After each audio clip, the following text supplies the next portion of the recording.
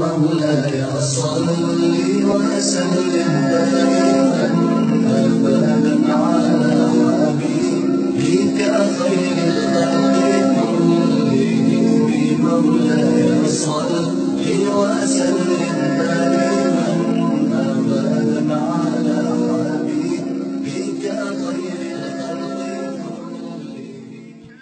وعليكم السلام ورحمة الله وبركاته. Moba ile toyo. Nito Ahmad Samasi. Moba misiri men ni ba ma fene. Ni ka samatila misiri ta ni samatila misiri bon bali na lo nya be kili. Misiri ile si mu fala nya misiri ni na koka. Sani mbe kuma ka kono. On yere samatila kali. Misiri ni sumana samatila talema. Enfin ce atara misiri misuma samatira misiri suma ka lo suma ka kono suma kana ta lo le au kera en 1992 anya 92 kala ka 93 ka loria 94 anya immigration koni ne ala ko ni ka jeme ko lon kana mo ko man tiata mais ansira ka rendez-vous ka Baba fe ile de misiri me imam folori. on ko tele almani Maintenant misiri men ni ba ma fene misiri ni misiri le di nya ye misiri ba de mais iba ni kala ko ma fene ala ko maintenant garia kambo mais iba do ko no ibi yiri men kambo yiri men abade ne ka yiri men taba o be tin na yiri men ayi daliyata ayi dalita rate ku ko o don kana machine ko ira mana ko ka ko ayi machine ta ga yiri te o ira mana ko anye abdiye te lana ka pera dene te lana ka démission ko ka bon ka para o bala ka soro ka ndeburiya ka ta kana ki e ba fene misiri men ni ani misiri du lewe al kul boni nyoma ido bo ma fene wo kun sama balo la kun ma wala misiri men ani misiri tol boni nyoma parce que ya ma fene ite kunke ko ili ku bele misiri tol kono mais to ila misiri tol misiri men kono kun ma o kala bon c'est ni ya kuma famu kala mo bena dan to Tiaro. Cɛkɔrɔba ale nasarako ma jale nasarako ma jale hali ɲɛ bɛ tɔli min na kunna an y'a diɲɛ ɲini de a k'i sabari an ka tɔli min sigi a kunna n'o tɛ anw fanga tɛ sa dilatigi ka bɛn sanjiko ma o sababu la a tɛ sɔn ko nasarafin bɛ don a kɔnɔ hali ɲɛ tɛ a porte min kan ka don a la ni porte nin bɛɛ changé tɔ le ka sebe n'a to a ma k'o bala kɔsɔ fɛn yiri bɛ taa kɔnɔ ba ma fena na mo ba na ila sexuellement civili aka tundata kunu ka bo samatila ko pa bana mo ba fu debra mo ba men lo sa mela sabati buluma ba ma fena na kunu anaka fama jikan fo mo ba ina ka manka to wi mo ba pe ala na li se mo fala anyo kurka Cheikh Suleiman Sidibé coron da famille mɔgɔ dafa ni a ye cɛkɔrɔba kanu fo ka s'a dan ma anw yɛrɛ tun b'a la ɲinina depuis wagati jan ko an ni Sulemani ye se ka dɔn an ni ɲɔgɔn cɛ an ye jɛ ka kow kɛ ɲɔgɔn fɛ mais a ɲɛ ma k'an ɲɛnɛ nka seron ala y'a latigɛ a kɛla alhamdulillah a yɛrɛ ka bɛrɛbɛrɛya kosɔn a nana cɛkɔrɔba ye a fana t'a fɛ ka fara cɛkɔrɔba la tugun kɔni n'u kɔni tɛ se fɛn wɛrɛ fɔ Sulemani ka fo ka tanu ka wale ɲuman dɔn radio nye edisi parce que an ma ko ala do la ko sebe parce que dunya mo le bola dunya fambe ali président nan mansal o be na la dunya na edisi do ma kala fen sini ka fen na fen nani ya ani men me ma so kana ya an bɛ dugawu kɛ Cheikh Sulemani n'a ka jama ye ka duwawu ka ye duwawu yɛrɛ sentana la alhamdulillah an n'u sigiyɔrɔ jaba min an n'u ma sigiyɔrɔ a fanga ka bon a fɔra anw fa ma ko dugu nin k'a tɛ sigi k'a bɔ a kun na k'a tɛ kɛ ala y'a latigɛ ala ma nin de jugu ma nka tuma dɔw u bɛ se ka n'u den masakɛ ni ala ye mɔgɔ da nugu ma wɔrɔ min ye Sheikh Suleiman ye ka na a nugu jɛmɛ o bagara la an n'u bɛ duwawu kɛ o n'a kɔ bi ka duwawu kɛ lajinɛ ka duwawu kɛ lajinɛ n'a fɔ fa bi Sheikh Suleiman bɔ ni fɛn bɛ yen ka duwawu ka bɛɛ lajɛlen ala ma ye jɛmɛ na ala ma ye sutura ala ma yira tanga na ala ye sayi ɲininko ma ala y'a gɛrɛ jɛgɛw kun ala y'a sababu ɲuman di masa min na Sheikh Suleiman karata ala kana mele ɲɔgɔn zie ban lajinɛ kɔnɔ Sheikh Suleiman ɲɔgɔn ala kana wele ban lajinɛ a bɔnni bɔkolo min na ala y'a mele dimɛ bɔkolo min kɔnɔ dayima man bɛ se ka duwawu min kɛ wele ko barika. أعوذ بالله من الشيطان الرجيم بسم الله الرحمن الرحيم الحمد لله رب العالمين الرحمن الرحيم مالك يوم الدين إياك نعبد وإياك نستعين اهدنا الصراط المستقيم صراط الذين أنعمت عليهم غير المغضوب عليهم ولا الضالين آمين.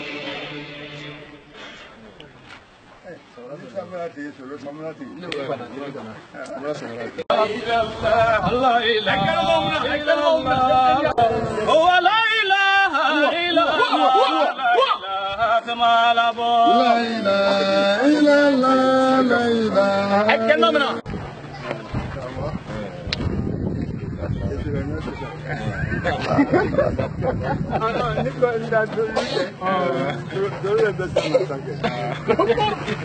Cameraman, it's your photo. You must kill him. You know what you know what you do.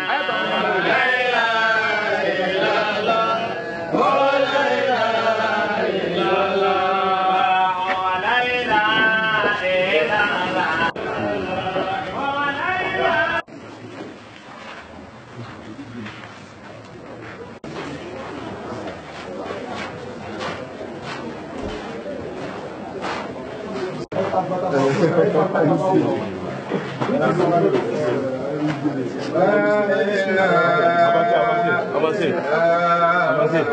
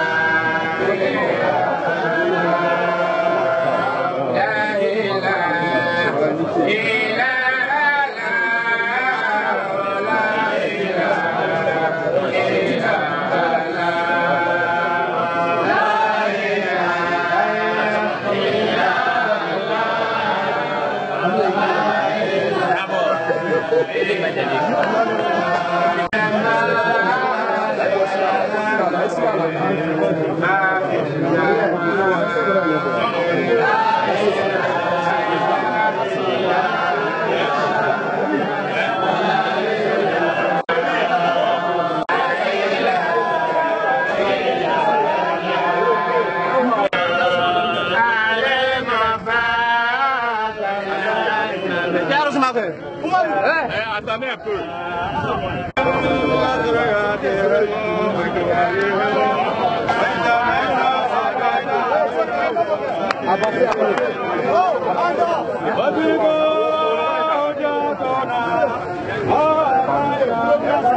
Allons, comme pardon, allons devant, allons. Après là-bas.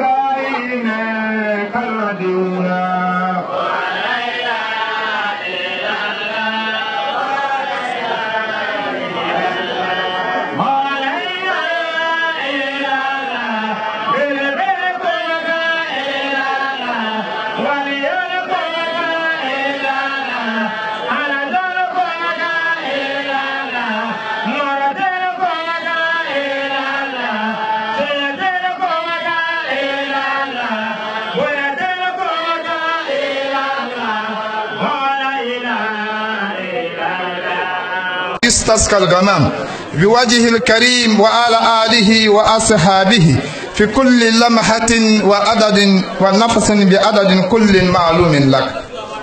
الحمد لله رب العالمين. الحمد لله رب العالمين. الحمد لله رب العالمين. أيوة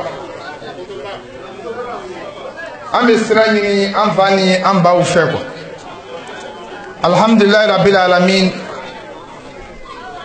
Bi duwawu ka lone bi tɛ cérémonie loye parce que kelenya ka cérémonie kani kunu programme do sheku ka tagama programme do le ka jama ka wara kosɔn misiri kɔnɔ sheku tɛ se duwawu kɛ ko bɛɛ se ka mɛ kɛnɛma fɔni ko sheku bɛna bɔ kɛnɛma a n'a kana duwawu kɛ ya k'a sɔrɔ samatigi la duwawu wa kan la cɛkɔrɔba fɛ sanfɛ ido sira di a n'a jama ma alhamdulilayi rabil alamin an bɛ ala fo k'ala tando sabu an jɛma ya bi fana ni an bara an ka mɛri sɔrɔ an jɛma ya n'ale mu samatigi la mɛri ye alhaji lasinɛ jaabi aji yin jinsiyan wa samatigilawi yin kariyatan. Donc au yɔrɔ kosɔn na an bɛ monsieur le maire n'a ka jama fo pour sa présence qui nous a honoré aussi. Ya Rabbi cɛkɔrɔba kana dɔw min ka ko mina an na i ma ala ma kara. Donc bi kuma a man jan duwawu le komi an mara fɔ cogo min na.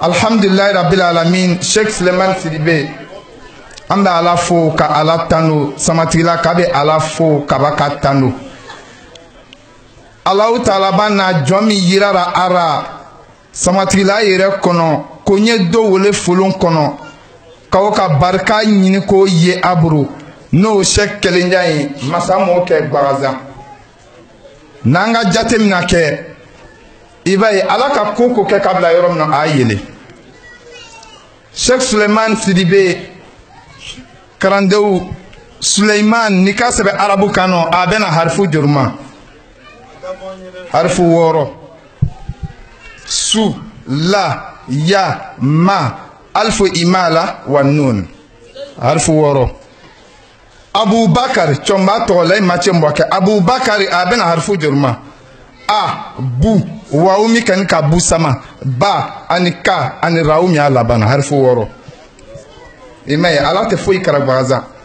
Suleiman 6 lettres en arabe cɛkɔrɔba kelenja Abubakar 6 lettres en arabe i ka 6 fara 6 kara 6 plus 6 c'est combien est égal à combien 12 arabu kano karande o jumɛn ye a fɔ huwa k'alele ni ko filɛ o ma kɛ bagazan laburu masayira sumani lo ka taga bɛn ni ka Sheikh Suleiman filɛ a jamu ko Sidibe harifu jor arabu kano 4 Samasi arabu kano ni ka saba bɛna harifu 4 ne ma alu t'a la ko ala ka ko la dɛnɛni ni ka dama ma wa an karamɔgɔ ni ko jate min na fɛn min nani nɔ an karamɔgɔ bɛrajɛ ni o lɔn cɛla ka koro ale salatu wasala mɛlɛkɛ b'a 4 wele tɔgɔ bɔ ni a kalifa mɔgɔ ba 4 wele tɔgɔ bɔ ni a seriwurula a teri kɔnɔ seriwurula 4 cɛla yɛrɛ na yira ale salatu wasalam kan ye muso ta ka dan juruma 4 ala ma bɛna sɔn a ba ma muso ni ma fɔ dɛ o yɔrɔ kɔsɔn na donc sans plus retarder inshallah ta'ala a ɲinini cɔ maaw bolo ko Sheikh Suleiman Sidibe a ye duwawu kɛ jama ye jama nata ni kamini a fɔni ka natɔ Côte d'Ivoire kɔnɔ mais depuis le 20 a nanu ye 20 février a ni samatigi la le sabu a nani ka natɔ a daminara samatigi la ale ma ka sɔrɔ ka don jamana kɔnɔ donc président du comité d'organisation comité qui était mis en place pour organiser la tournée ni ko comité filɛ n'o comité wele don ni ɲɔgɔn nɔ wele Itihad Tulab Cheikh Alhaji Mathieu Mboké Samasi Union de Talibi du Cheikh Alhaji Mathieu Mboké Samasi avec l'association Nouruddin wele cɛkɔrɔba 2 molu na o karande wolu le bilara k'a ye ni bori kɛ kata o ɲɛmɔgɔya pesoya ta k'o di baden filama o fɔlɔ wele Alhaji Dawuda Ture a kan ka sɔrɔ ya PCO, c'est-à-dire président du comité d'organisation a fana ni a bonya baara donc an y'a lɔn badenw sabari ko programme do an ye ka marché wele kan an ye yɔrɔ min na ni min an ni Wojɛnɛ Kayi cɛ wele 15h ye 15h30 an ni Wojɛnɛ cɛ Wojɛnɛ kɔfɛ an ka taa Daluwa man kɔfɛ an ka taa Daluwa après Daluwa Vavoa après Vavoa Segela Gadouan Isia Gagnoa Divo Boaké Yamoussoukro Tumudi Abidjan kabaka kɔsege tuguni kɔ kana samatigila ma kana clôture kɛ kelen donc o yɔrɔ kɔsɔn na an y'an zabari inshallah taala ka bonya di cɔnbaw ma ka a kɛrɛkɛrɛ ka la Sheikh Suleiman Sidibe kɔrɔ k'a duwawu kɛ jama ye alhamdulilayi rabbil alamin kunu a ka duwawu kɛ kuna sini ka duwawu kɛ a na duwawu min kɛra an ya mɛri bɛrɛbɛrɛ ye o kɛ ni a kɔfɛ ala bara a yɛrɛ fana ni samakan na an yɛrɛ fana na hakili tɔw ra n'a tun ma na an dun b'a dɔn k'a ye pɛsɛ ni n'o tɛ an bi y'a lɔn mɛli maka kɔrɔ ala ko bagara ka na darɔ k'a dɔw fana ni k'a ye a dugu min kunna a bara dɔw kɛ o ye min fana ni dugu kunna ni ka dɔw kɛ o ye o dugu la dɛnɛ tɔ nɔgɔyara a bolo k'o ɲini a fɛ ani mɔgɔ bɔ ni yɔrɔ yɔrɔ an n'o ɲafara ɲini dugu 16 o kan ka sɔrɔ ya jamana molu kan ka sɔrɔ ya Burkina kan ka sɔrɔ ya Mali kan ka sɔrɔ ya donc o lajinɛ yɛrɛ ko tɛ o bɛ taa fo dugu bɛrɛbɛrɛ lorurɔ n'o ye jamana yɛrɛ ye o ni dugu tɛ kelen donc bɛrɛjɛ nata ni a dɔw kɔ inshallah taala n'an ka se mi yɔrɔ an bɛ lɔya hakɛtɔ bɛ ɲini ka kan y'an zabari an nani ɲa a bɛna bɛɛ sirate ka taa cɛkɔrɔba sɔrɔ sanfɛ ye i ka ye cɛkɔrɔba mana biya lɔ sisan a bara se yɔrɔ dɔrɔn cɛkɔrɔba wa kɔ a tagama ka duwawu kɛ Sheikh Suleiman Sidibe ni a ka jama ye jama bɛrɛjɛ ni dɔ sɔrɔ o fana nɔ ka i besira a yi k'a don jamanali kɔnɔ tagama ra donc wele ɲinini jama fɛ an y'an zabara an bara damina mafa ma an ye wara ban n'o mafa ye donc min ka kɛ kan na ala b'a kara a peut-être bɛ ni ka sallallahu alaihi wasallam wasalla Sulemana marhaban wasalla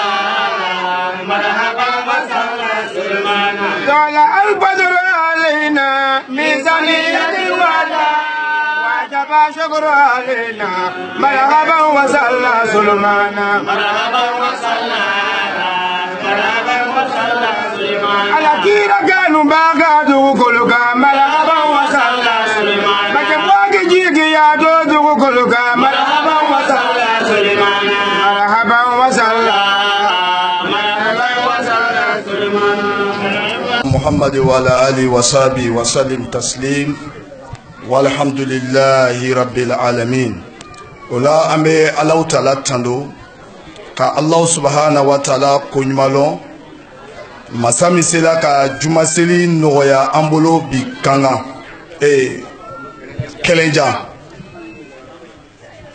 cɛkɔrɔba kɛrɛfɛ an b'o ala tando ka tila ka samasi fo a banna kuma bɛɛ lajɛlen fɔla sisan ka PCO fo sabu a k'a yira ala tɛ foyi kɛ gansan ni ala bɛ fɛ ka hɛrɛ laɲini ni mantonw ye wagati min Allah Ta'ala bɛ hɛrɛba dɔw kɛ ni hakilima min sela k'a faamu i bɛ kunnaja sɔrɔ o hɛrɛba la sabu Sheikh Boaké n'o ye kelenjan cɛkɔrɔba ye ani Sheikh Alaji Sulemana Sidibe ala kɛlen ka waliyu fila ni k'olu kanu don ɲɔgɔn na ka baara dɔ dabɔ anw minnu y'o kanubagaw ye anw ta de ye kunnaja ye wallahi anw ta de ye kisi ye o le kosɔn ni tagama daminɛna jamana kɔnɔ tɔnba min bɛ yen ko Boaké macɛ ka tɔn n'o ye dalilu mɔgɔw ye n'o ɲɛmɔgɔ ye Jabi Ture awa kabi baara daminɛna o tagala kankan kana taga Seku kunbɛn n'o ye Sheikh Alaji Sulemana Sidibe tɔnba min b'ale bolo ko Nurudin o Nurudini a sigila Kanga mais ala sɔnna ma bi a bɛ diɲɛ fan caman na hali ɲina tagama Mali tun ko fɔ tagama ka kɛ ɲina ko sabu tagama kɛlɛ Côte d'Ivoire saru maa ka nata ko fɔ ɲina tagama ye kɛ Côte d'Ivoire Nurudini sigilen don diɲɛ fan 14 bɛɛ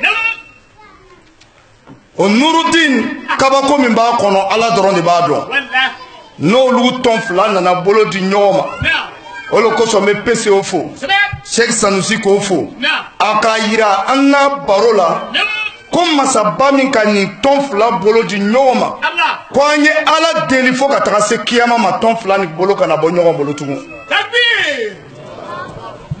o la silamɛw hali n'i ye dugu ni sigitɔ ye kɛlɛnjan i b'a dɔn duwawu ni baraka de ye kɛlɛnjan sigi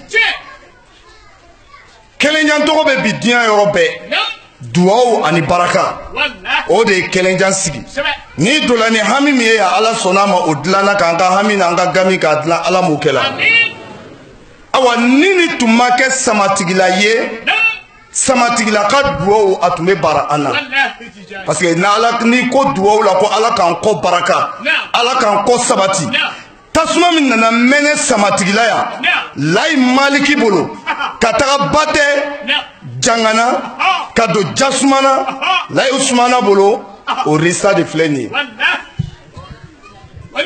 wallahi ma waraba ye o ye tiɲɛ ye ma waraba tɔgɔ mɛn i ye Hashidi den ye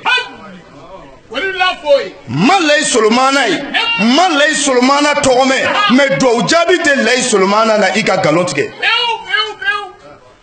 alo do muso dɔ nana ni jɛgɛba ye ka bɔ a sigida la Lajinɛ ka na di Seku ni ma Kanga a ye jɛgɛ ye muso ko ale bɛ sanu de ɲini ha o tɛ marché a ko muso ma k'a marché muso ye ka duwawu k'a ye ile nana ne bonya ni jɛgɛba nin ye m'a ɲini ala fɛ jɛgɛ ni fara kelen o kelen ala k'a kɛ sanu ye k'a d'i ma muso tagalen semaine ma ban muso ye sanu kilo 1 ani demi sɔrɔ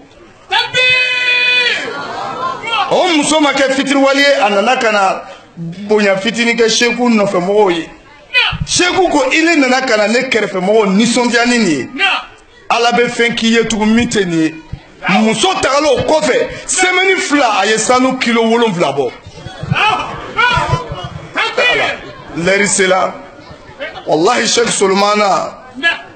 Solomana maa n'i sigila kɛrɛfɛ mun bɛ ne da a ka ala mɔgɔya la o ka ca dɛ yɛrɛmajigi min b'a la yɛrɛdɔn min b'a la a siranna ala ɲɛ ka se degré min na a bɛ ala fɛ ka se degré min na a fa ye baraka min ɲini a karamɔgɔ ye baraka min Sheikh Solomana tɛ kuma ta diɲɛ yɔrɔ si n'a ma duwawu kɛ samatigila ye a ko n'i y'ale sɔn n'i ma samatigila sɔn i ka duwawu tɛ jaabi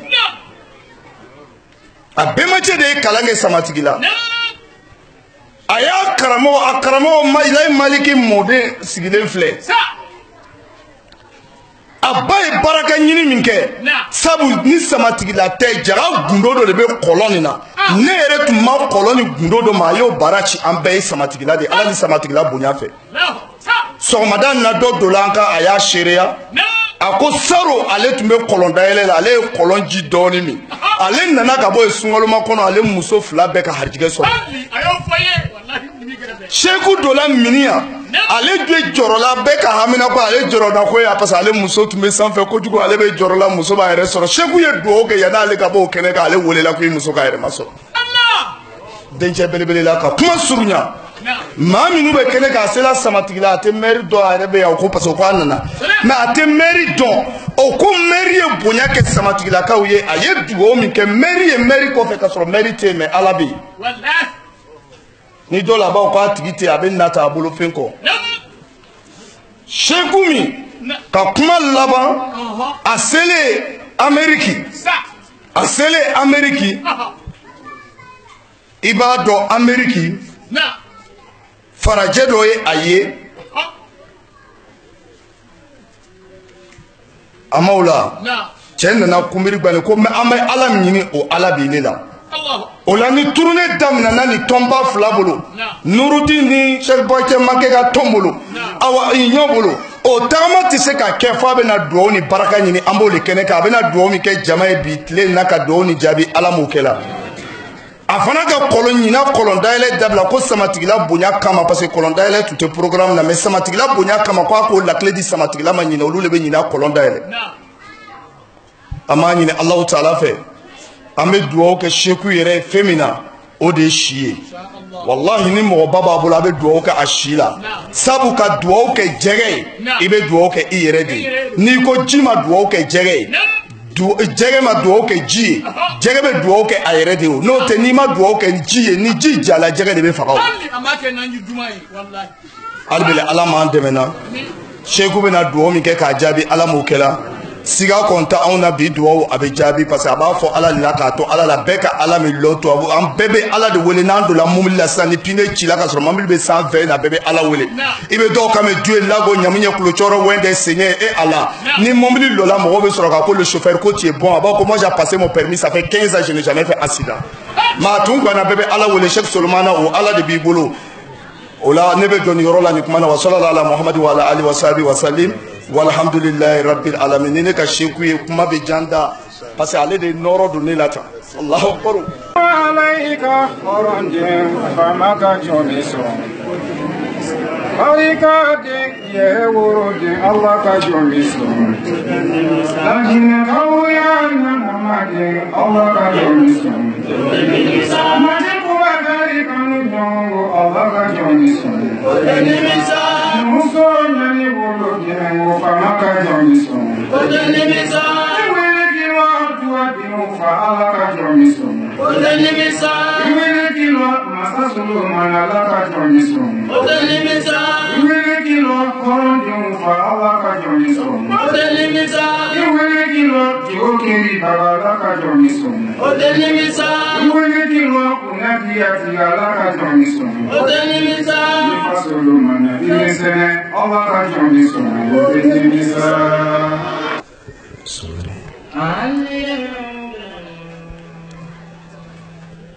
صل على محمد وعلى آل محمد صلتوك كلا يلي مدير موكلا كلا لبوندين كله كلا يلي مدير موكلا كلا نصحبه كلا يلي مدير موكلا كده يمولو نيملو ونحزملو نجيبلو كعلى مولو معلمو كده آمين نجي ملكي موي بفرلو على معلم جديد آمين جمال مجينة سيفرلني بيكو مني سلطو كعلى مولو معلمو كده يدعو من كنو نلمو كنجاني كاترة سماتنا وسيفري سمني يدعو كل كرو مني سلطو كانك على نعم المعلم وكذا من كندر يجيني يلا كانوا بينتلوني على موكذا سوري كندي دوك من كتو كدووني كألادو كأجعل كلاب كبن كدووني ك مقبل دون كلا ألاف جوم يدووني كلا جون جربوتو جملة فنتيالي تموني بابا كمونو ديانا كما فولي سيني كي مونو ديانا كود وفنكا على كليلة كعلى الدنيا جمالي مكونيا ما على الموكرة سنغري ye fonyo le konanda do ala le kono donalo kenen jamu ko samatila kalu iwariyanu dame ye kumala alunya nabi entuma londo dani birimaku dabare loni woye kumala dani makun se mansamei jamani makonya fanka ye mansawodela ba follow mi laji solo bala suma laji solo ko ben dameruma dina ji bonden ni musulu yala laji solo ko makemelu hena ko di da fodin ni musuluma kalu fanalu chemalo ko bidisi kama soro duniya kuna surubo duniya badi la nyawunya madiya men natile kene wuldi malolondo kama soro duniya ba jama soro nyawunya jama ko makemenu harija de wuldi malolondo sabula alabi so yesila alabi jamfana yesila moliye itolo sinka kakuma misan tui mo kana wodi boko ne duwo wula jibla to nele koso be tatui ku moliye mafayro kele sarankana folo men yembolo juma su sinen ko kenen jantu kolo koka sarankana folo men yembolo bi juma ni selinen ko kenen jan misri bala imam ba ko fe ali tolomalo sarankana ila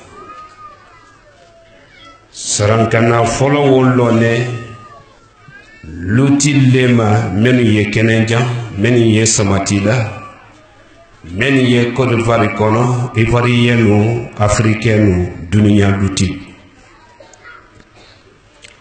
bejanto ideni imusolulo dunia bantole ka lahara domina lahara lon kene babo luti be manyinin ka tole denni musolo mina nyama kome afoni kurana kulubala nyami nyen sarala luti lula denna bondo nyagba ate luti fakala denna bondo nyagba ate den soro muso fakala koni den do tiya nyagba jamana la banindo den batilu ye den do tiya nyagba nimisa kasila kado kabru ko luti imasi musola lila musola chenya koso imasi den son bolando den na dienye ni den tonoma den ni musobi la kasila mo bayaro itimo kunako demenu ye wuli kan duniya kono dolo ani droku abra ke molu fadiya bodi sabu goda don tala lutilu wala nyina marako lulu kono Yesa matila mafle ye Côte d'Ivoire lulu mafle lajina lulu mafle Afrique lulu mafle kasi kambara do ya lulu kono ki bebe dendo kasi kamma ko luti bara dengbesi fajiri masali salifana masali lansara masali fitri masali ko dengbesi ni wole ro ko denye wole kasi la luma o kasi kambara tunu lulu kono kwani anye bi mendo Alassane Ouattara ye million kɛmɛ bilolu la bɔ ko kana rɔfara lutilu tɛ o don ne denkɛ fɔlɔ min bolo o don ne den tɛmata min bolo a don ne denaba min bolo ni million kɛmɛ bilolu bɛda o kɔ yanni Abidjan tɛ kabila ani jamana de ko sɔrɔ o kuma dɔ o ni ka bon gosili ma ye bɛɛ la de ba wodi ko le wodi sali ko tɛ wodi wodi don tɛ jina mo fɛ kabulu lutilu be jantu ide ni musululo anye marake mo balu kamara le ke folo samatila misiri ba mafle ni yedo na misiri ni kono samatila misiri ba ye école le di aye karanta le di aye franco arabu le di ibake do na samatila misiri dafe kado kenenja misiri dafe ebi ko maji mansali di bi maji bolokolo ni di bi maji nanfoloti di bi maji wole yi basi arafa keneka bolokolo ni fentilu beli halakele ne ro arafa miseli lahara kenele ibasi lahara keneka beli halakele ne do wolo manya fo moluye anye che ala nye molu bi son ala do ala be me chanye o ko le mante ala ala ka be do gati jere do be wala ni ni denko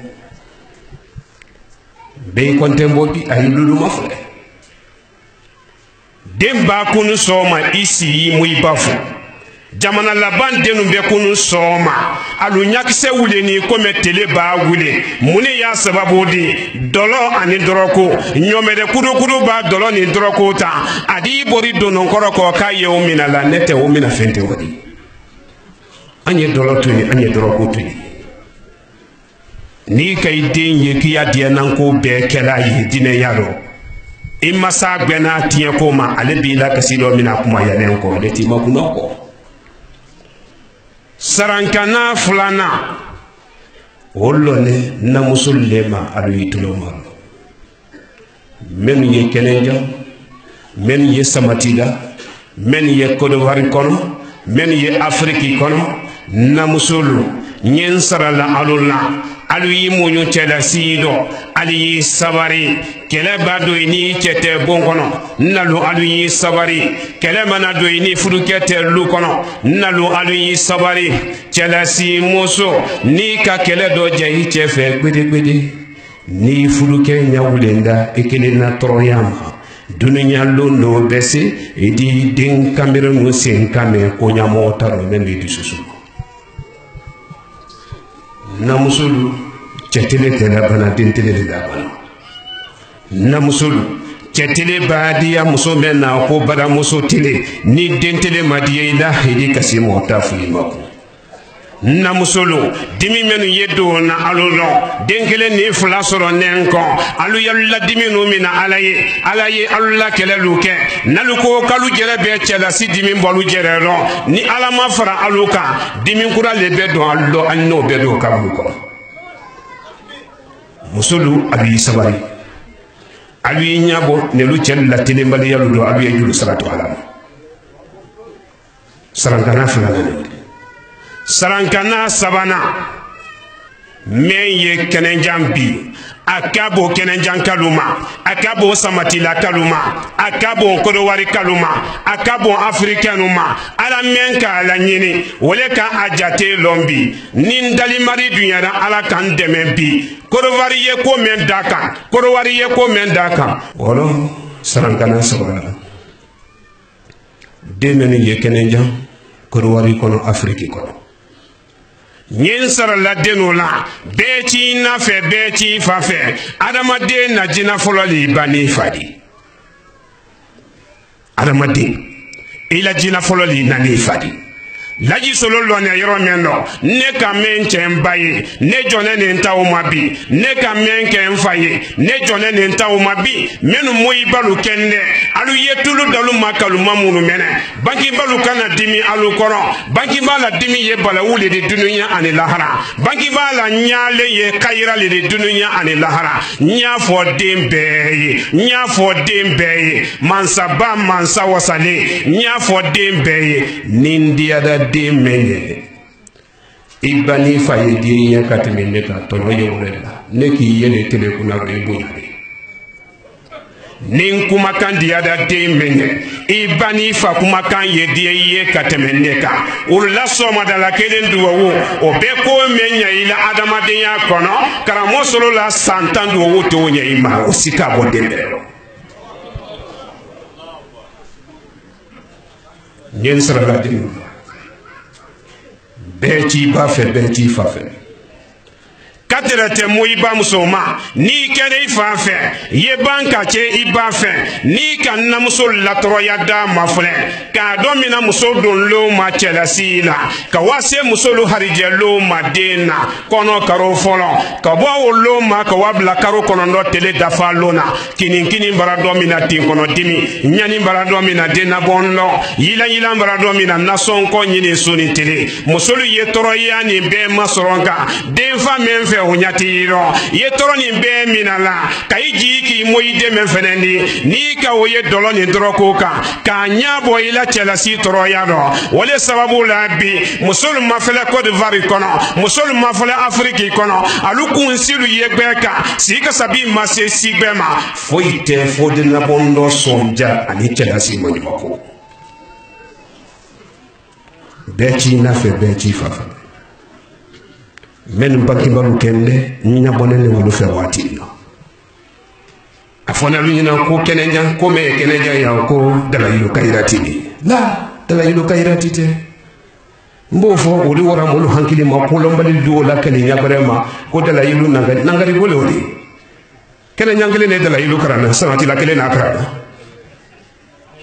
akele na karana dala yilo nane yele la kole ka samatina dala yulu nana soro na kole kenenja koli gwele kenenja mo bani na koro nyafo aluye saka na aluyi kalido minala te dunyaro lomi saka ni molu yi kalido minala kani dakanta toko gbansana akende yetuma mi aluya loko fe na lubolo nete nimi saka silo wala tere mota yeko dala yulu yele na fe men ka wala toko baraka ibalo ni mpasoro ni barakati bolo kiningeli bolo mafeta nka jamana dululon wulu sebe dala yiluma dala yilu tinuna killa wulu bolo nko jamana lulon nka wululon maroko nka jamana wululon mara dunya rosia mantama kala mosoro te français ka mena nte anglais mena me wallahi billahi tallahi lono yoro mendo karoni tele mwani kile kunu ne tele walma kuna sini karoni tele mwani kile neni invitation ete musolla la de belebele yido ameriki kara mosoro kile ne kilini chelu do konye na wokunasi dunya kulate musulu si le la de wokuna ngonte se wala la hidi molo kelenja amulo samatila saya dumanna wala la hidi tiene oro invitation wo yenkuya comme jamana la ba molu balo barake wuyali beijere ma tokan wuyala samol di layla nimbana invitation sebawo eta des journalistes lu ma men ka angila no bi yakara ka men fona ko hali le malakara mosulo ko le dalo ko moy badu wutu ya ne ba kili ameriki 2016 hankili da na garde kor men yenda fe ansile anye conférence la kuma baradi be kelen nama be die men tra lu man sayala ya ko muso tra la de wona Thomas Sankara men sali Burkina o muso tere la debuna nene wulle jansani fenkelena koka kuma kilengo do ba fo to bo kan do la fo anglero ne do teni sinena na gadde ko re jakite wala ka mo wala sinen ko ne do wala hami to tenne la te kramo beita fo ka anglero ni to bo kan do turu se to la ile ma panye bitani mina ladi ngi hami ko isi mafra kamali tama sanji sabanye mali tama la kayele jolu kan ka jolu tien masamien dunya do ma ka kuma kan ke noro di adama den ndu sukolo la nya fola ala ro ka che ala ro mbenta fo jura kan ro bi ni kuma kan ma ko nya ka teme anglais tilu ta gam ben bala che la sike ya malika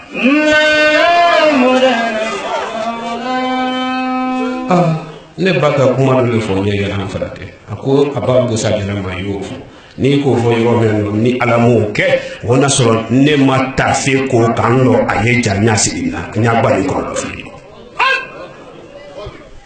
na musulu abi ni sabab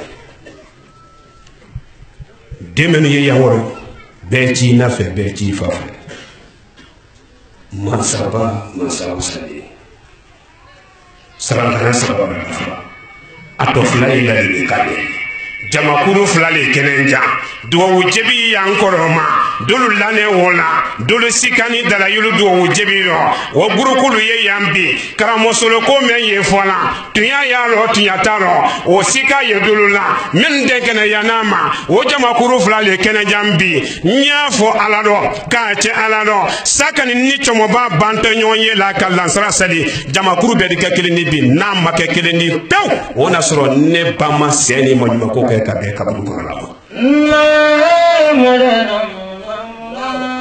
koro atofla yi jesro malale ay tulma koro wari e fitina dale kan ko ni moy malo ko di fal afana lu ina ko korona jime be ro ka be selale alam korona jime be ro jamana ko dunya ko be ka be selale alam abe ba ke selale alam sa jamana ba suma sa nya ba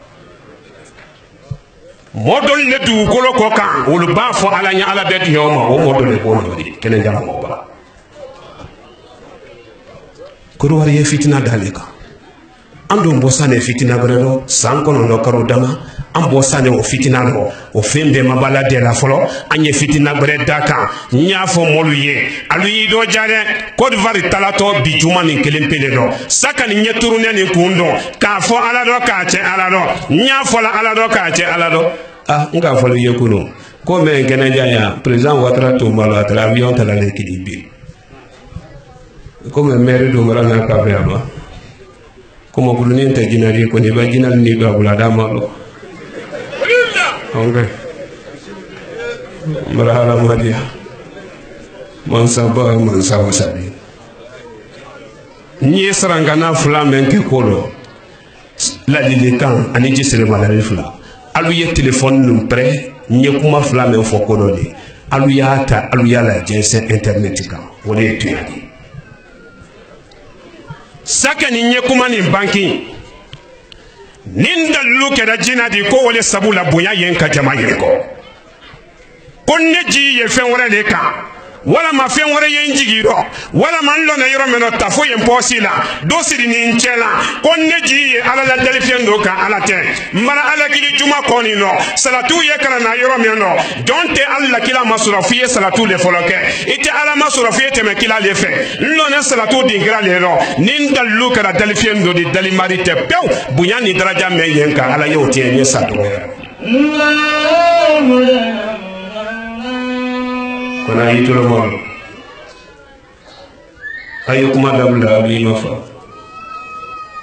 to mo babara se abra doke donin tone me akun karamo solo na ne wole takama ko ba ko kanji sa abefeya mba boya ale sino to le hina diaro ka banka kuna diaro ali yitulo molo ne nyen sara la muri luna muri men yeya nya fala mbagramo yitulo molo ne an lo ni kala be lani le kambi ali qur'ana sura kemeni suratan nani nyali fenu ya kono tinyali fenu ya kono nya fo muri luye ali ye mo la nyalu kana mo lutie iba mo kele na nya iteba nema la dunia ani la hala yoro ne ka kan kabla internet ka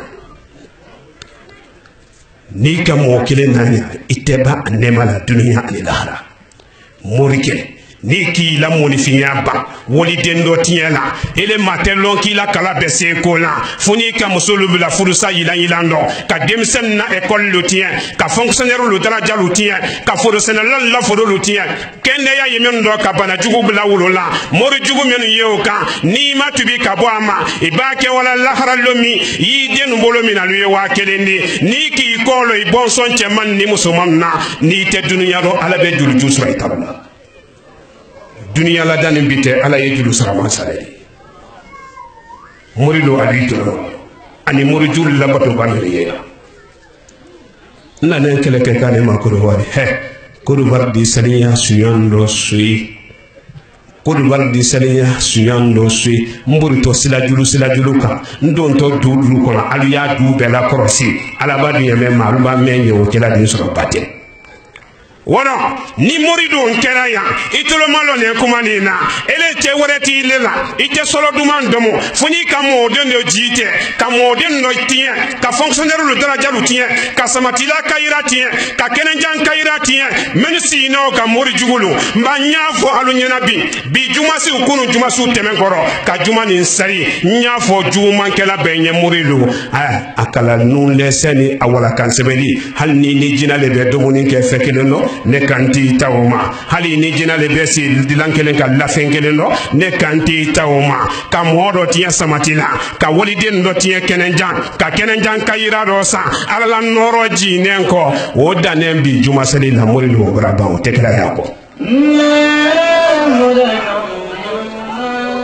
amori lola na dure ayekuma na jensene ni mori men ka lo ki sikale kuma ni no be sa khorobola ibacha korobola ye samatila kalutwe ye kenanjan kalutwe ye ivoirien twe ulubara se alubara toro ivoirien de numbara se ka korvaru kununa marogbe o foyitelero kana bila marogbe ka adamadenu yalu senkundo ni alala limana yate molu fadiro molu bedo kafiri yado ka sababu ke gbele yani nyona buya nyedi adamadenu nyona here kuma kandaro nyumate dusukungono ka lo nyoma nyafo be ni mori jugulu bese kola ila katime jume ibolo abe mo mina tibla e bariyante ya bekenne keleka nyento le dikodo mori jugulu ma alukini waso jamana kono kal man toro ko woni kalbali nto le Suleiman Sidibe ba ni mori jugulu ma ke ay labato baluye vagra mo itolo malore hami me ifala hami wo alabara du hami na wulema vagra mo itolo malore hami me ifala na te du yaro alabara du hami wo la wulema billahi tallahi alu yem maflensi ka sabi wo kote druki mena jini kana la te yiriki ale ka ko dafire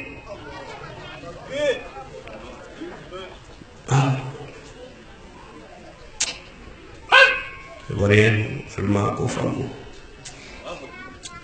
anyana ka kolema hadu isi ko men dinam malagulu o wabo amulu ko men ka kan kamyabo ka buluti wuya bili fola le ge jamana ko ko waji la wuyo ay tese ko la sula tese ko la tilero taba ke jamana la che ko do ben lomba ke ko soro loni ibeto mo ni makko ele do ben lon woni kele ko soro loni besini yete 2020 menato abekalaya 2020 menato abekalaya asumato wo men fe su ay kayani wo nyanyini na ko nyalo akalaya ne na bese muna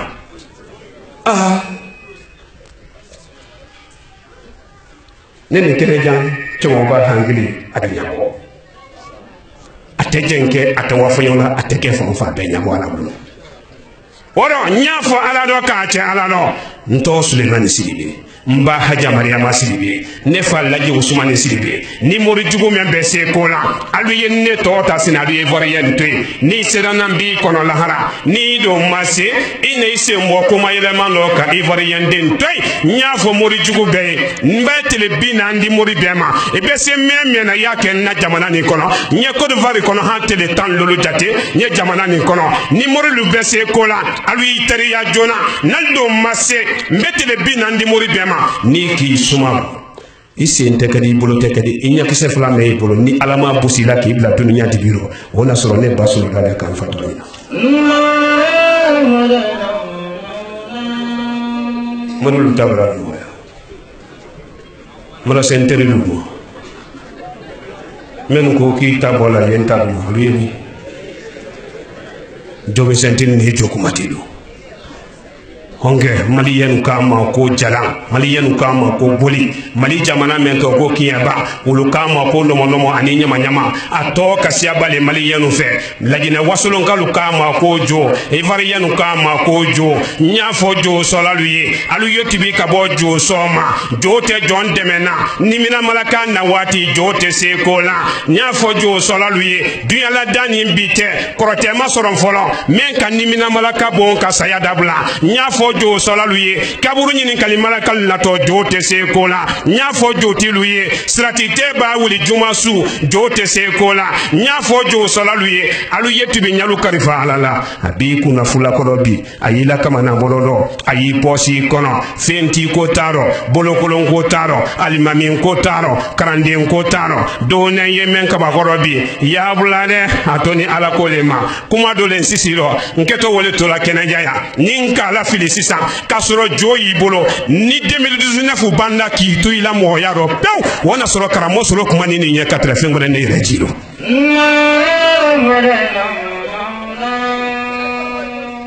itolo malo kuma nale nye kuma do le kekoro yambi kuma do le nda an sisiro mbato yake ninka to kenan jankono abe korvar la moye febaroji abe do dugumsani do kuma bela ni tama ni bana jome ibule mabla 2019 ye bana tumami idi jere manyine ka ko no merekela dogole tiko e woni ke me ibulo bona ini wole yona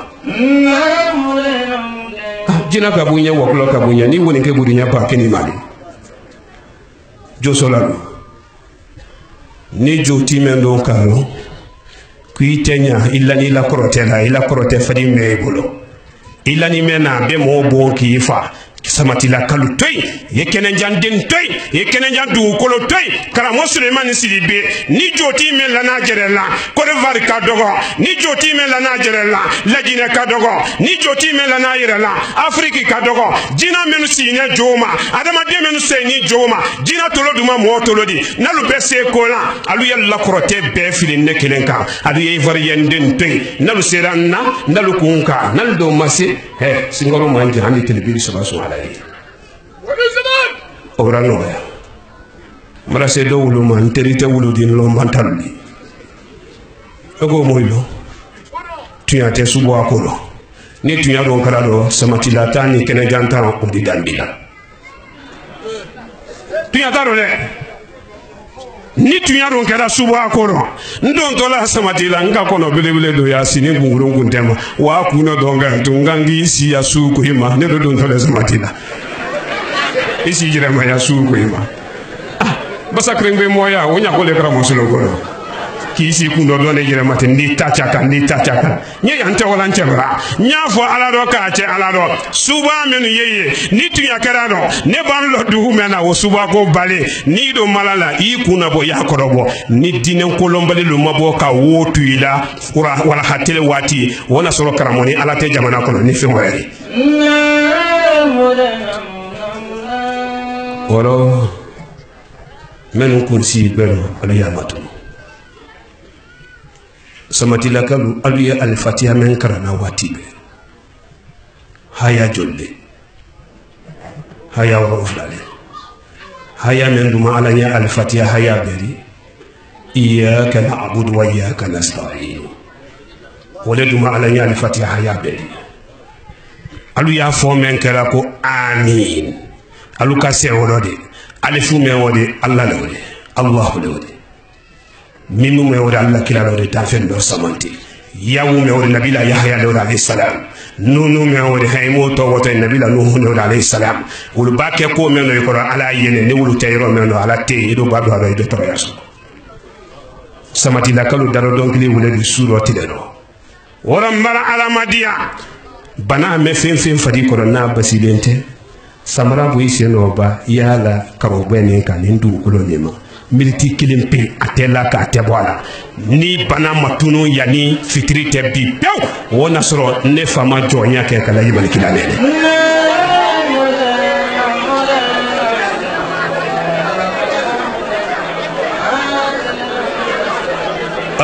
jigala mante mena kungalano ni ka mentara sumalele kana te imalo la nyensen la salatu mol la karo boy ko okay mala la madia man sa wasali fani sere man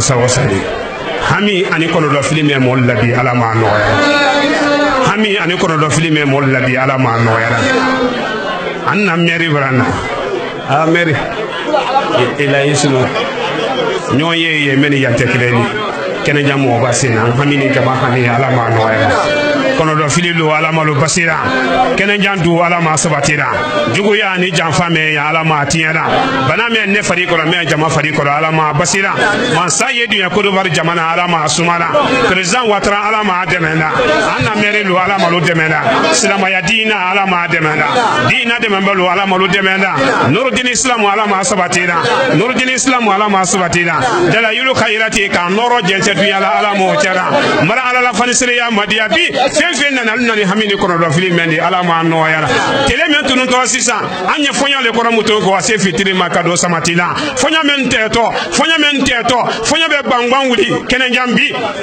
mfagara mo fonya men wuli tibra yambi ka bangwan wuli ka hami ka kono do fili dabare misen jamane nan kana la fili ibra ya yesu no do itakalama ala do mradu ya beti yama o bangwa misen men wuli to yambi adi wuli le de akun la to yoro menu ka kangi salu toro ma ala mo salama ya dina ala ma demala kila barakala salli ala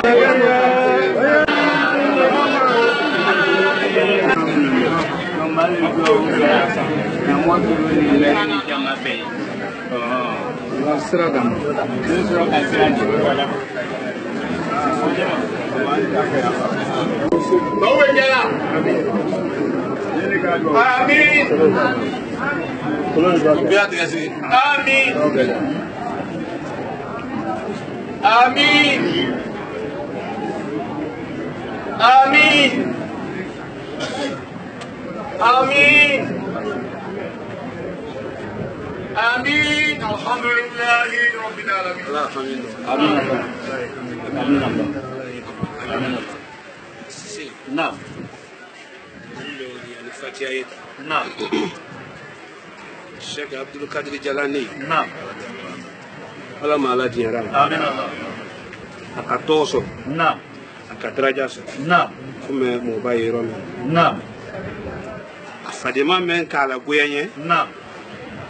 Otunta fe ka tome. Naam. Ko ko sia manke. Naam. Na bali men keni chela noro kelela. Naam. Akadubi. Naam. Ka woto du.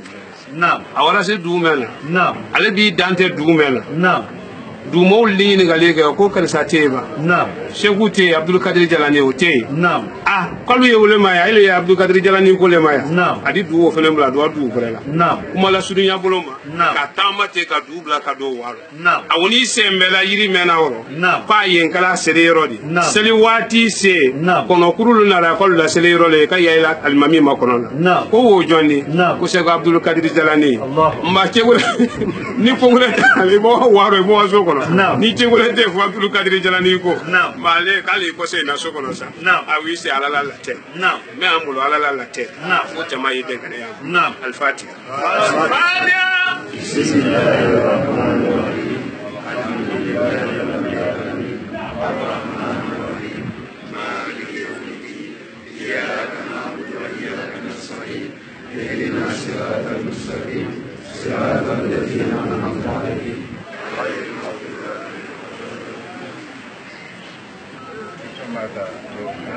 اللهم صل على سيدنا محمد وعلى ال محمد وسلم اللهم صل على سيدنا ومولانا محمد وعلى ال محمد وسلم تسليما الحمد لله رب العالمين الحمد لله وابن الله إسحاق ويعقوب كلا هدينا ونوح هدينا من قبل ومن ذرية داود وسليمان وأيوب ويوسف وموسى وهارون وكذلك نجزي المحسنين وزكريا ويحيى وعيسى والياس كل من الصالحين وإسماعيل واليسع ويونس ولوط وكل فضلنا للعالمين ومن أبائهم وذريتهم وإخوانهم واجتبينا وهدينا إلى صراط مستقيم صلوات الله أجمعين سبحان ربك رب العزة عما يصفون وسلام على المرسلين والحمد لله رب العالمين. بسم الله. نعم.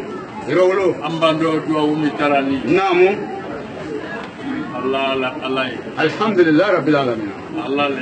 الحمد لله رب العالمين. نعم. إن شاء الله يا بفهم. نعم. الحمد لله. الله فكفو. نعم. نعم.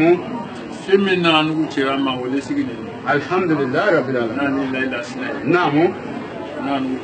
نعم. فيمنا فرانا نيونج. نعم.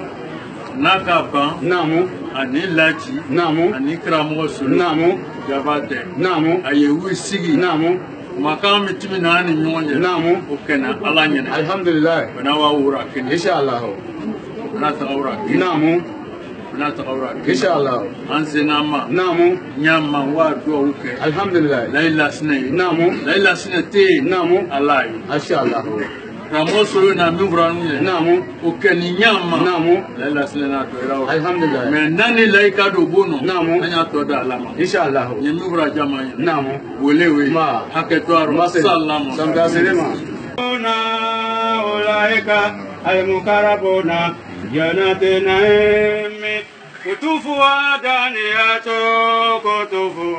daniyatu ولكن كرمنا بني آدم وعملنا في البر والبحر ورزقنا من الطيبات وفضلنا كثيرا ممن خلقنا تفضيلا. بسم الله الرحمن الرحيم. Lafo kambange baga nyuma ubarikada mana kambona kumana na machesiri ke wanye soli kuna dimika machi ya sware mori amala fo kambange baga nyuma ubarikada lajine kauya nanga mafile machi ya sware mori kwenye dua uke jamana miye machi sidiki amala fo kambange baga nyuma ubarikada isware wala isi sabati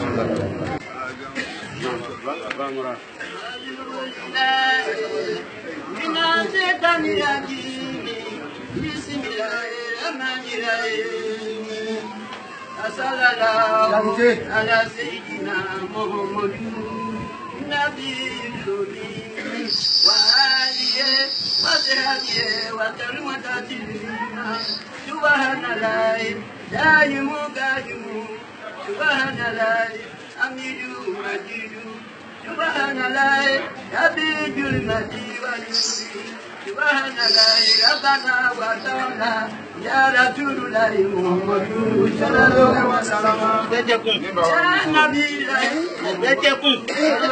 الله يا حبيب الله محمد صلى الله عليه وسلم يا حبيب جبريل محمد صلى الله عليه وسلم يوم تجوم لك محمد صلى الله عليه وسلم يوم خجي محمد صلى الله عليه وسلم يوم بدي محمد صلى الله عليه وسلم يوم هنين محمد صلى الله عليه وسلم يوم كيبر محمد صلى الله عليه وسلم يوم كتير أبو جهل محمد صلى الله عليه وسلم على الناس محمد صلى الله عليه وسلم يوم القيامة محمد صلى الله عليه وسلم غير المتقين محمد صلى الله عليه وسلم غير المرسلين محمد صلى الله عليه وسلم غير الجنات محمد صلى الله عليه وسلم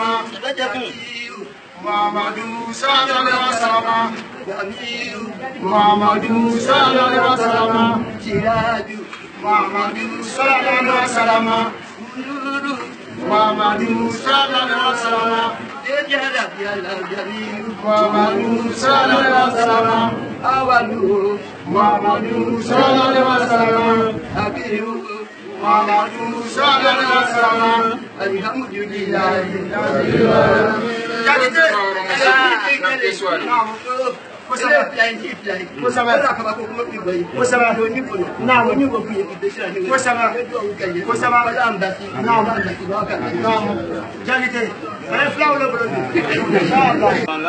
الحمد لله رب العالمين الحمد لله رب العالمين الحمد لله رب العالمين نعم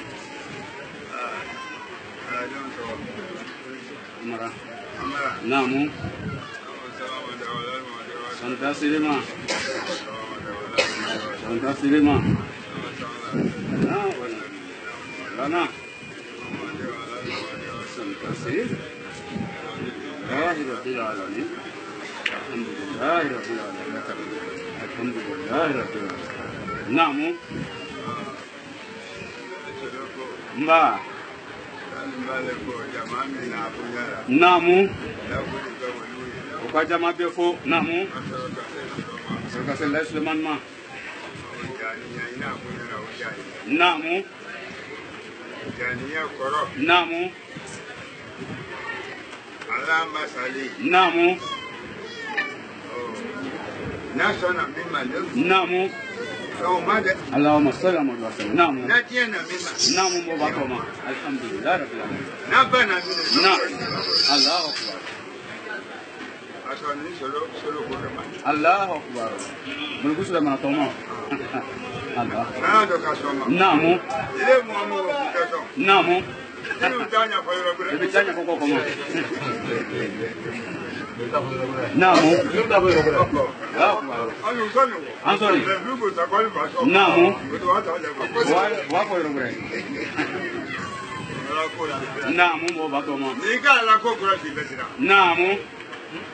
Ale ana kaba gonya namu kaba kunu Allahu Akbar je ka tiya je ka kunya alhamdulillah rabbil alamin o kaba jeni namu ofanya na o makama ibrahim namu abule ha no se na ibrahim mali do kaba mi ga kama ai kaba lo ati abe yebo maga ko na lo bi ya wo bla le ji an yebo maga ko na lo namu ai teba Namu, ati mo ba? Inshallah. Namu. Allah Akbar. Atele.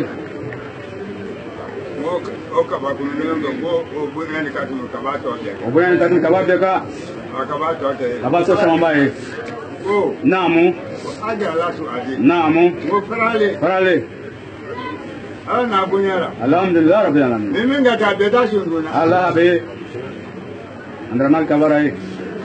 Naka anu yere do bunya anu chema. Namu. Anda ba dengo ambe bo bi ka do bunya. Namu. Anu mamba ta ko no ye ka kanu no ye do ko ba anya gradi. Lambe ka fele. Ambe do la mi ba la ro. Namu. Ana ko ja ne ko kuma so. Namu. Itu ta yin ya ko yoro do. Le da ko yoro do. Le toma anya fa nya le de. Namu. Bebe flaba non be abi. Makami ala yo. Namu. Solo ni. Namu. Adesi ni dia mi juju mi dia ko no ka bro kena la rake. Allahu akbar. Ala kele na bro. Allahumma salli ala Muhammad. Alu kata ko ya ko abe so ko bla ko. Andam bla ko. Ai ko ye yoro te ra ma obe soro. Ande soro wallahi. Aina ya kira mo da siare ka. Sallallahu alaihi wasallam nabi rahmat. Na ka mo mo ya siare ka ambiya wore. Namu. Alhamdulillah rabbil alamin. Ambe ba fe. Namu. Namu.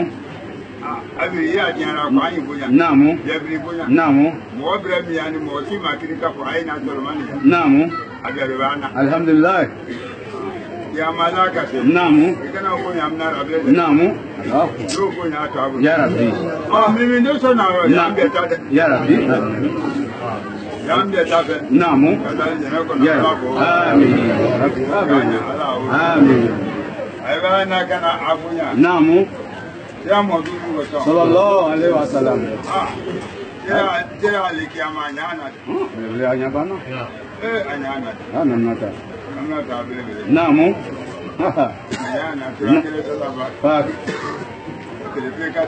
Namu. Namu. Roma.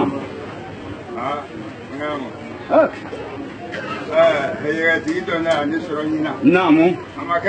Akanina.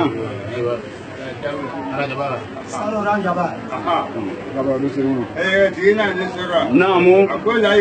Namu. Namu. Namu. Allahu akbar. Ndo kuwa sungardo maka. Namu. Ale jamaa kelene. Allahu akbar. Manya yoro miloni. Namu. Mote makabi. Namu. Jamaa ile. Allahu akbar. Mote madina bi jamaa ile. Namu. Mene denja mo sabali ka. Namu. Yuwa tera ko mati. Allahumma salli ala Muhammad. Bili. Hak. Wani wa mo. Iwani. Iwani ala jon. Na e jiburu laka. Namu. No dari amta ba ka ba e Namu. Allahu akbar. Makumi euro. No ya ya. Alhamdulillah. Ina ofraina. Don vaina. Namu. Namu. Alhamdulillah rabbil alamin. Ana ya ana. Eji wuro bi ake kapa. Namu. Amaira. Ja wuro mi. Namu. Na mi ya wuro mi wa luwe. Alhamdulillah rabbil alamin.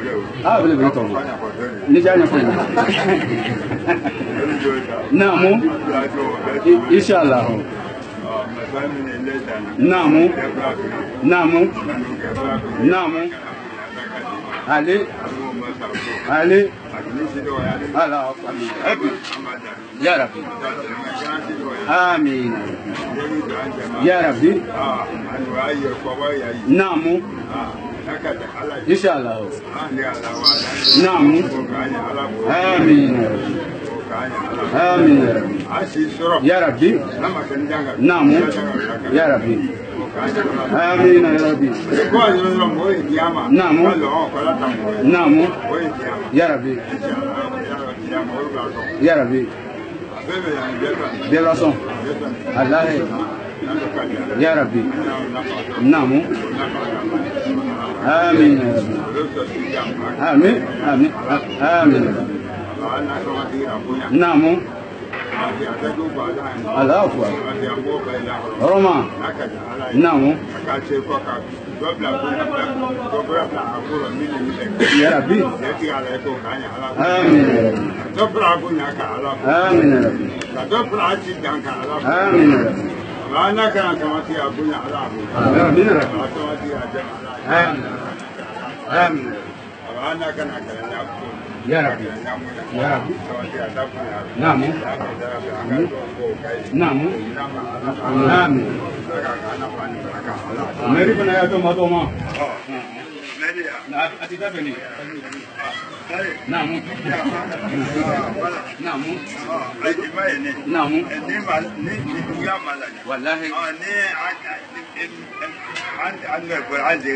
نعم نعم inopina ni yani wojene je namu wojene ni samatira je namu samatira dele ni akonto ga ba na ni tenekara ya ko ni kana ba namu ni wole tenekara ali mo batoma yezi ya no ngelepe namu wallahi ninga kuma kama titi kanya no namu na di amaka duwe amaka duwe ba mi no ka ala ina amin ala ya pa amin adela bradi namu akonde ko ka kaya namu ka di ma ko seneke namu bra seneke kalura namu obake namu men nini kasa namu la heredi man ni uti namu dika la heredi namu kuni do kiti singo namu du mi na kana mi namu busa kai na ko ana ya namu namu ale namu ni du do ka tilebro namu le du abe ka samati ata inshallah ande samati afro ni wallahi amru ande da ka do ta wallahi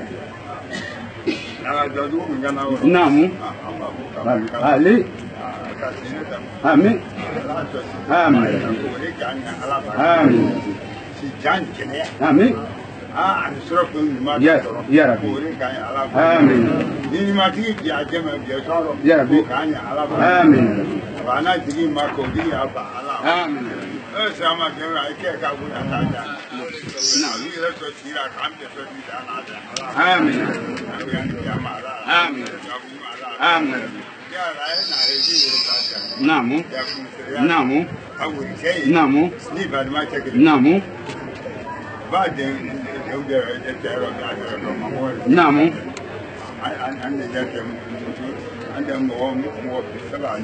namu namu الله أكبر namu namu الله أكبر namu آمين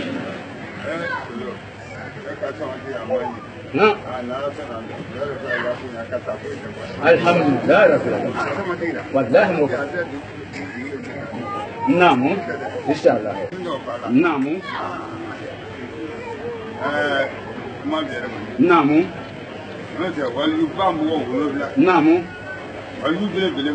نعم نعم نعم نعم Samatira. Namu. Wallu. Namu. Wallu wallu. Namu. Alakira madu wiro. Sallallahu alaihi wasallam. Kana kuri. Alhamdulillah rabbil alamin. Esro na nda wo. Abrana. Wo be kani na. Wallu mo wiro bla ndeja aliya. Ali le mi la ro to ko ba. Sheikh Abdul Qadir Zailani. Sheikh Ahmad Tijan. Anambe wa tesa mutwala. Kama sebuba. Aligwa nyasi. Ansefa maula. Allah ni atefra ba kana wo to ma. Wo wo bla ka no na ka bo kana. Na. Yo tadu. Sheikh Abdul Qadir Zailani. Aw taro. Anna Sawamatiyani. أنا للمعبات الفرنسية كنت بريال أنا كمان نعم أنا سبريال أنا لا جلام محمد أنا لا كمان أنا أقول لا كلام فريدي كأنه هنا أنا كسر تمام ولا كنا جينا ما كنا نقول كده حتى جالو كنت أسيا كمان أنا ذكرت على أبويا أنا دو في كومي ما لا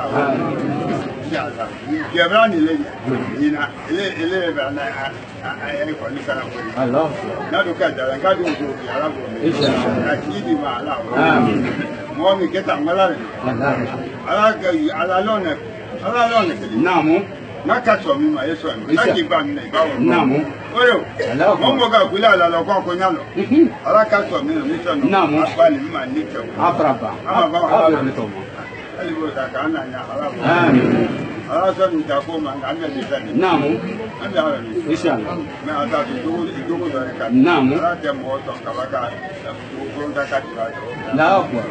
A dɔw kɛ. D'accord. Ni k'a ye k'a bi kɛla. Naamu. Ye ma ɲini na di olu la de ma ɲini. Naamu. Ale yɛrɛ nin dan n'a wɛrɛ dɔ b'a ka hakili na cogo di ma. Naamu. Ka an bila k'a ɲa an ye ma ɲini. Ah d'accord. An n'u bɛɛ b'a da la yan. Naamu. N'a ka da la ye. Inshallah. Solo ka kun y'an minɛ o bɛ k'u b'an bɛɛ ale kɛ. Alhamdulillah. K'a ɲa ala. Amin. Fatiha. Alhamdulillah. مالك يوم الدين إياك نعبد وإياك نستعين اهدنا الصراط المستقيم صراط الذين أنعمت عليهم غير المغضوب عليهم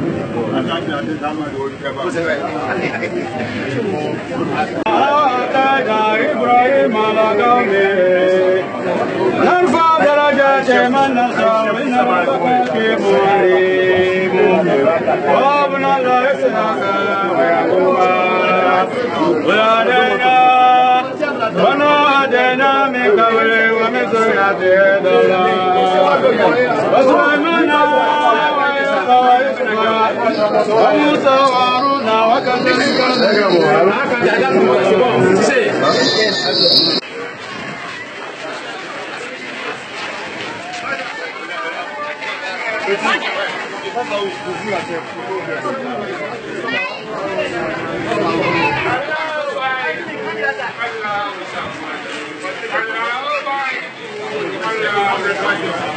الله ولي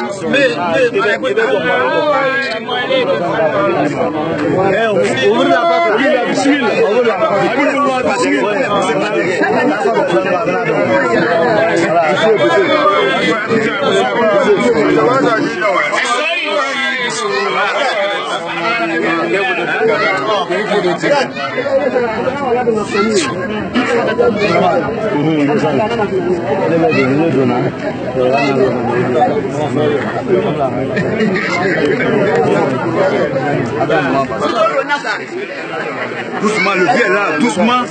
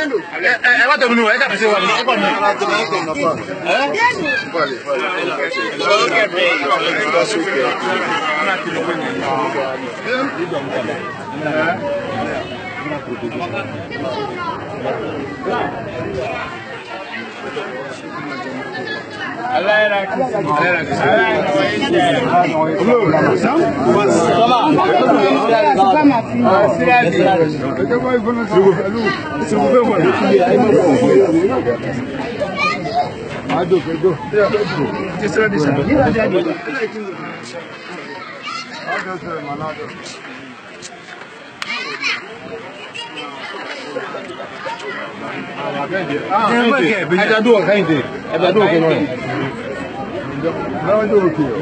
En tout cas, tu crois. Inch'Allah.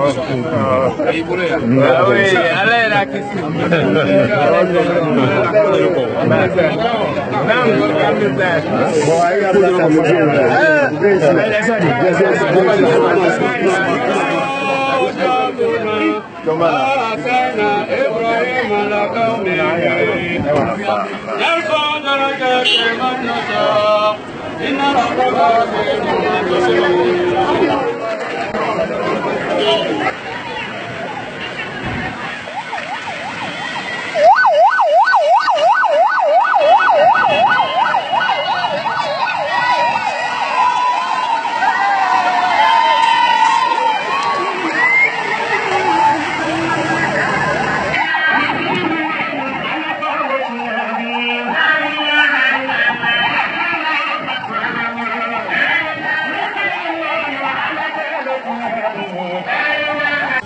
Bonsoir. Bonsoir. Présentez-vous à nos téléspectateurs. Lansini Diaby, maire de la commune de Samatigala. Quel est l'objectif de votre présence ici ce soir?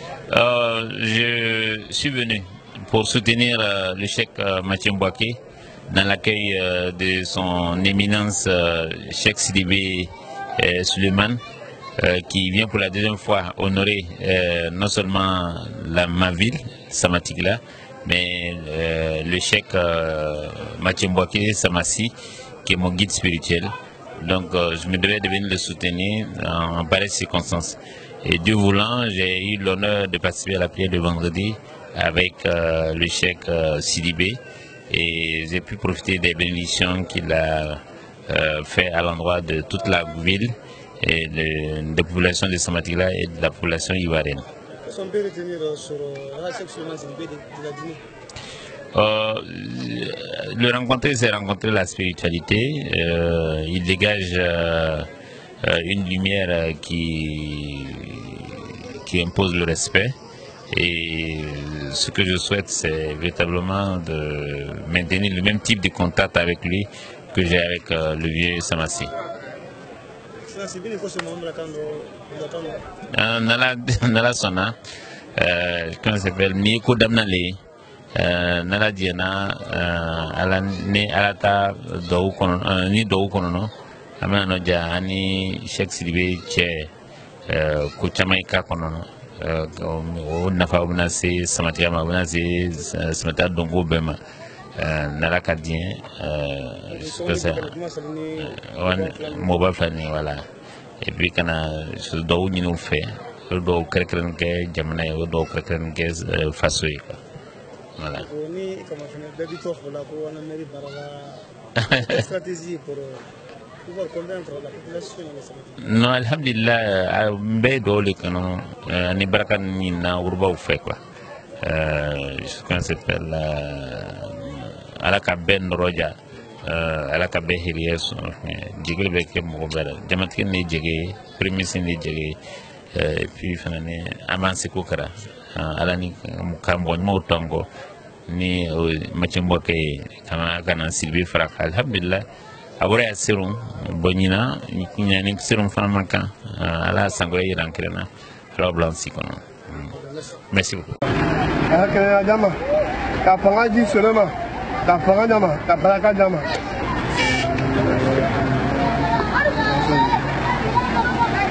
All right, go on.